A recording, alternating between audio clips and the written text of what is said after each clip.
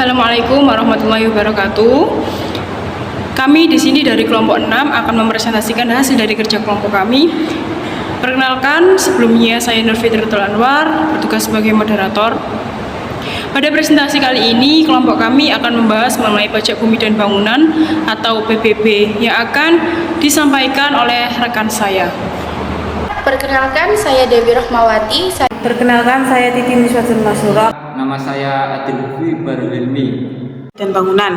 Pajak bumi dan bangunan adalah pajak yang bersifat kebendaan dan besarannya pajak terutang ditentukan oleh objek, yaitu bumi, tanah, atau bangunan. Keadaan subjek tidak ikut menentukan besarannya pajak. Dasar hukum pajak bumi dan bangunan yang pertama yaitu Undang-Undang RI Nomor 12 Tahun 1985 tentang pajak bumi dan bangunan, dan Undang-Undang RI Nomor 12 Tahun 1945 tentang perubahan atas Undang-Undang RI Nomor 12 Tahun 1985 tentang pajak bumi dan bangunan. Selanjutnya yaitu subjek pajak bumi dan bangunan. Yang pertama yaitu mempunyai hak atas bumi. Yang kedua yaitu memperoleh manfaat atas bumi. Yang ketiga memiliki dan menguasai atas bangunan. Yang keempat yaitu memperoleh manfaat atas bangunan. Subjek pajak orang atau badan yang secara nyata mempunyai hak atas tanah atau bumi dan memperoleh manfaat atas bumi dan memiliki, menguasai serta memperoleh manfaat atas bangunan. Selanjutnya yaitu objek pajak bumi dan bangunan. Undang-Undang Nomor 12 Tahun 1985 Pasal 2A yang dimaksud objek pajak adalah bumi dan bangunan. Di dalam Peraturan Menteri Keuangan dijelaskan bahwa yang dimaksud dengan klasifikasi bumi dan bangunan adalah pengelompokan bumi dan bangunan yang nilai jualnya digunakan sebagai pedoman untuk memudahkan perhitungan pajak terutang. Dalam menentukan klasifikasi bumi dan tanah perlu diperhatikan faktor-faktor berikut. Yang pertama yaitu letak, yang kedua yaitu peruntukan, yang ketiga pemanfaatan, dan yang keempat yaitu kondisi lingkungannya. Selanjutnya, objek pajak bumi dan bangunan. 1. Bahan yang digunakan. 2. Letak, kondisi lingkungan. Yang ketiga, rekayasa. Selanjutnya, 1. Digunakan semata-mata untuk melayani kepentingan umum, ibadah atau sosial, pendidikan, dan kebudayaan nasional yang tidak dimaksudkan memperoleh keuntungan seperti masjid, gereja, rumah sakit pemerintah, sekolah, panti asuhan, candi, dan lainnya. Yang kedua, digunakan untuk kuburan, peninggalan purbakala. Yang ketiga, merupakan hutan lindung, suaka alam, hutan wisata, taman nasional, dan lainnya. Yang keempat, dimiliki oleh perwakilan diplomatik berdasarkan asas timbal balik dan organisasi internasional yang ditentukan oleh Menteri Keuangan. Selanjutnya yaitu NJOP atau nilai jual objek pajak, yang merupakan harga rata-rata yang diperoleh dari transaksi jual beli yang terjadi secara wajar. Apabila tidak terdapat transaksi jual beli, nilai jual objek pajak ditentukan melalui perbandingan harga dengan objek lain yang sejenis, atau nilai perolehan baru, atau juga nilai jual objek pajak pergantian. Yang dimaksud dengan yang pertama, perbandingan harga dengan objek lain yang sejenis adalah suatu pendekatan atau metode penentuan nilai jual suatu objek pajak dengan cara membandingkan dengan objek pajak lain yang sejenis yang letaknya berdekatan dengan fungsinya sama dan juga telah diketahui dengan harga jualnya. Yang kedua, nilai perolehan baru yang merupakan suatu pendekatan atau metode penentuan nilai jual suatu objek pajak dengan cara menghitung seluruh biaya yang dikeluarkan untuk memperoleh objek tersebut pada saat penilaian dilakukan, yang dikurangi dengan penyusutan berdasarkan kondisi fisik dari objek pajak tersebut. Yang ketiga, nilai jual pergantian yang merupakan suatu pendekatan atau metode penentuan nilai jual suatu objek pajak yang berdasarkan pada hasil produksi objek pajak tersebut.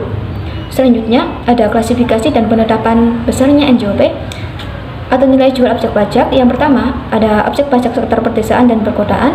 Yang kedua, objek pajak sektor perkebunan titik. Yang ketiga ada objek pajak sektor kehutanan selain hak pengusahaan hutan tanaman industri. Yang keempat ada objek pajak sektor kehutanan atas hak pengusahaan hutan tanaman industri. Yang kelima ada objek pajak sektor pertambangan minyak gas dan juga bumi. Yang keenam ada objek pajak sektor pertambangan energi panas bumi. Yang ketujuh ada objek pajak sektor pertambangan non migas selain pertambangan energi panas bumi dan juga galian. Selanjutnya ada klasifikasi dan penetapan besarnya NJOP atau nilai jual objek pajak. Yang pertama, satu ada objek pajak sektor perdesaan dan perkotaan. Yang kedua ada objek pajak sektor perkebunan titik. Yang ketiga ada objek pajak sektor kehutanan selain hak pengusahaan hutan tanaman industri. Yang keempat ada objek pajak sektor kehutanan atas hak pengusahaan hutan tanaman industri. Yang kelima ada objek pajak sektor pertambangan minyak gas dan juga bumi. Yang keenam ada objek pajak sektor pertambangan energi panas bumi. Yang ketujuh objek pajak sektor pertambangan non migas selain pertambangan energi panas bumi dan juga galian. Yang pertama yaitu tentang tarif. Tarif dari pajak bumi dan bangunan ini ditentukan sebesar 0,5% dari nilai jual kena pajak atau NJKP. Untuk selanjutnya yaitu dasar pengenaan pajak. Dasar pengenaan pajak bumi dan bangunan ini adalah dari nilai jual objek pajak. Kemudian untuk dasar penghitungannya adalah telah ditentukan serendah-rendahnya adalah 20% dan setinggi-tingginya adalah 100% dari nilai jual objek pajak.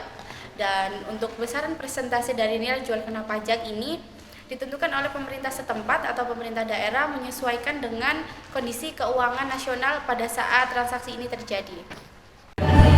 Jadi untuk menentukan tarif kita memiliki dua rumus. Yang pertama yaitu apabila NJOP-nya lebih dari 1 miliar dan apabila NJOP-nya kurang dari 1 miliar. Yang pertama yaitu apabila NJOP-nya lebih dari 1 miliar, maka tarif NJOPKP adalah sebesar 40%. Kemudian dikalikan dengan nilai jual objek pajak yang telah dikurangkan dengan nilai jual objek pajak yang tidak kena pajak.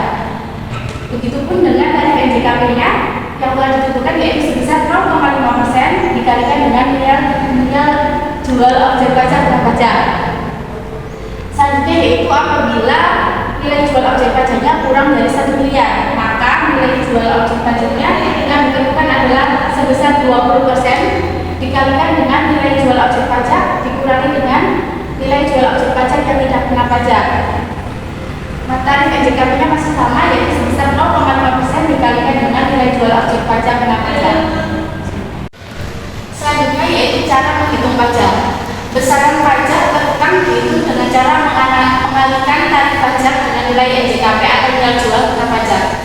Rumusnya yaitu pajak bangunan sama dengan tarif pajak dikalikan nilai jual kena pajak, yaitu 0,5% dikalikan persentase NJKP-nya dikalikan lagi dengan nilai jual objek pajak yang telah dikurangkan dengan nilai jual objek pajak yang tidak kena pajak. Untuk soalnya adalah wajib pajak A mempunyai sebidang tanah dan bangunan yang nilai jual objek pajaknya adalah sebesar 20 juta rupiah dan nilai jual objek pajak yang tidak kena pajak untuk daerah tersebut adalah sebesar 12 juta rupiah. Maka besaran pajak terutang adalah sebagai berikut. Pajak bumi bangunan sama dengan tarif pajak dikalikan dengan nilai jual kena pajak, yaitu 0,5% dikalikan rumus di atas ini persentase nilai jual kena pajak dikalikan dengan nilai jual objek pajak yang telah dikurangi dengan nilai jual objek pajak yang tidak kena pajak. Maka 0,5% ini dikalikan 20%. 20% ini diperoleh dari nilai jual objek pajak yang kurang dari 1 miliar, yaitu sebesar 20%, sehingga dikalikan dengan 20%. Kemudian dikalikan nilai jual objek pajak ini tadi sebesar 20 juta rupiah ini diperoleh dari nilai jual objek pajak tanah dan bangunan dan dikurangi dengan nilai jual objek pajak yang tidak kena pajak daerah tersebut adalah sebesar 12 juta rupiah, sehingga 20 juta rupiah dikurangi 12 juta rupiah menghasilkan 8 juta rupiah. Kemudian 8 juta rupiah ini dikalikan dengan 0,5% dikalikan lagi dengan 20% sehingga hasilnya adalah 8.000 rupiah. Maka besaran pajak terutang wajib pajak lainnya adalah sebesar 8.000 rupiah. Di sini saya akan menjelaskan mengenai soal PDB.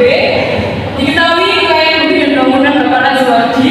Yang pertama, tanah 100 meter persegi dengan nilai jual 10 juta per meter persegi.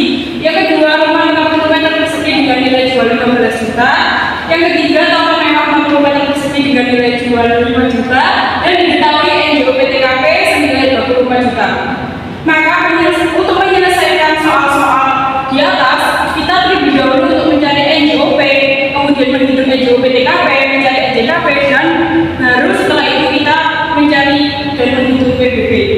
Langkah yang pertama yaitu mencari NJOP, di mana diketahui tanah senilai 1 miliar yang berasal dari 100 meter persegi dikalikan dengan 10 juta.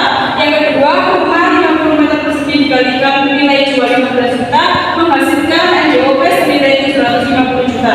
Yang ketiga, taman 40 meter persegi dikalikan 5 juta nilai jual, maka NJOP adalah 200 juta. Kemudian dari hasil tanah, rumah dan taman diketahui NJOP sama dengan 1 miliar ditambah 750 juta ditambah 200 maka menghasilkan 1 miliar 950. Untuk yang kedua yaitu menghitung NJOP TKP, di mana NJOP TKP ini dirumuskan NJOP dikurangi NJOP TKP itu sendiri. NJOP